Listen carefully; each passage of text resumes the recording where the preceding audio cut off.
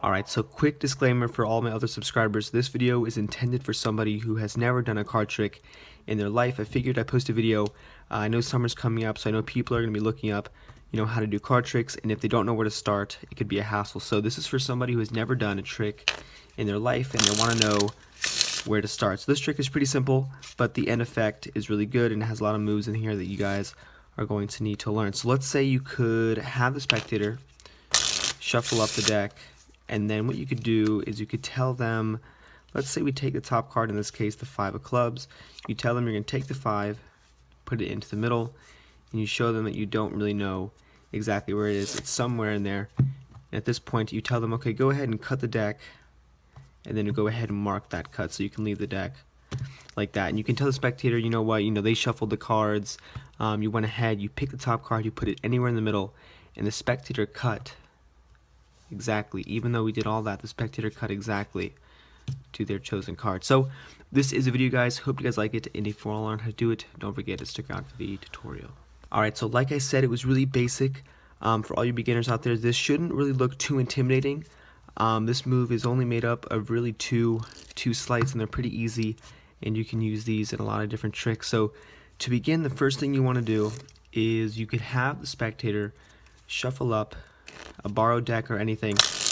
They could shuffle it up, and at this point all you have to do is get a double lift. So I'm going to leave a link on the screen for the double lift here, because if I explain it in this video, it kind of takes too long, and the video I already have is a lot more detailed. So essentially what you're doing is, instead of flipping over one card when you're doing the trick, you're actually going to be flipping over 2 cards to make it look like you're flipping over 1. And like I said, this video is directed towards beginners, so when you first do the double lift, don't be discouraged that it's going to look really sloppy, because it takes a while to get it to look smooth like that. So the whole premise, okay, a quick tip for when you do the double lift is you can take the 2 cards and you can leave them out jogged a little bit in the back and then pick it up. And like I said, guys, I have another detailed description for the double lift here. If you click the link, that'll take you there. And now once you do the double lift, you can take it and take their card, in this case the Jack of Diamonds.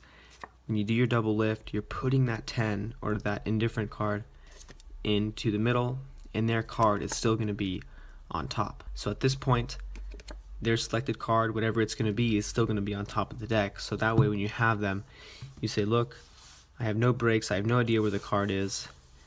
And what you want to do is, if you know how to shuffle cards, you can keep that selected card on top by ending the riffle with your right hand. So that's a little bit more advanced, even though it's kind of beginner just for you guys. The whole thing here is the card stays on top, and then what you do is when you cut the cards, you're going to tell the spectator, okay, cut the cards anywhere you like.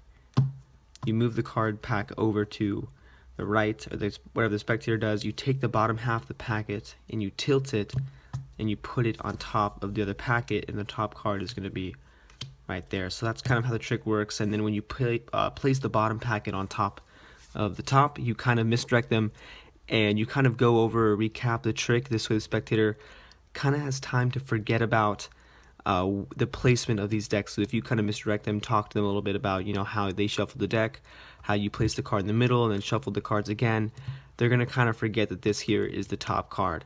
And if you do it convincingly, they're not going to guess it, second guess it anyway. So that is pretty much the trick.